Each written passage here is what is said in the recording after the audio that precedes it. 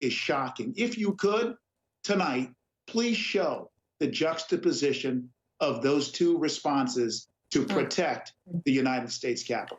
So then what to do? I mean, right now, what you've seen is, right, you saw people storm the Capitol, break windows. You know, what we saw was disturbing. It was shameful. It was, I would imagine you agree with Richard Grenell in this case, Attorney General, or do you not? I totally agree. Look, what occurred was an assault on the symbol of our democracy, Congress. That's where the House of Representatives and the Senate actually is, elected by the people in the jurisdictions of our 50 states and represented by some territories, including represented by the District of Columbia.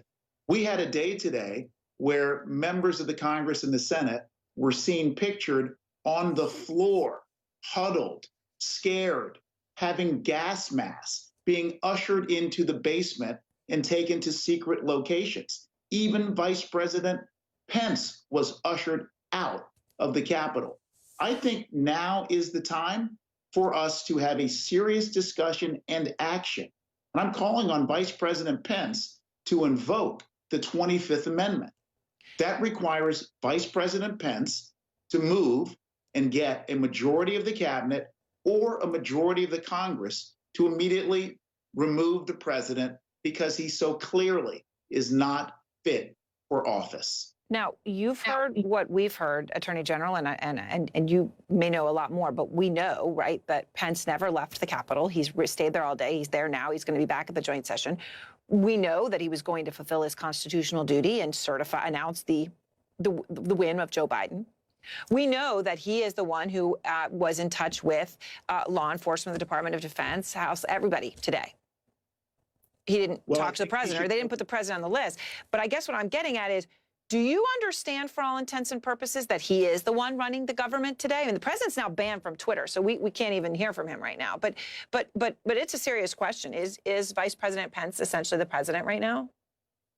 Well, you know, I don't know. But if he is not, or even if he is, there's one way to formalize this and make it clear to every single person that whether you like Vice President Pence or not, the fact is he is more fit for office for these last 2 weeks because an election occurred and President Trump lost, and there's a president-elect named Biden and a vice president-elect named Harris, that we need to have a commander-in-chief that's going to fulfill his constitutional responsibilities. So I would ask the vice president, please go the next step.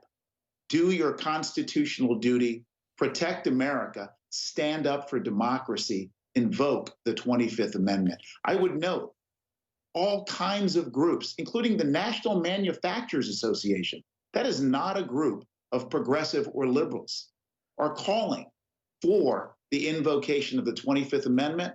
And I think it's a serious issue. And I'm calling on the vice president to act. All right, Attorney General, I appreciate your time. Thank you very much as we're... All new Inside Africa. Follow the story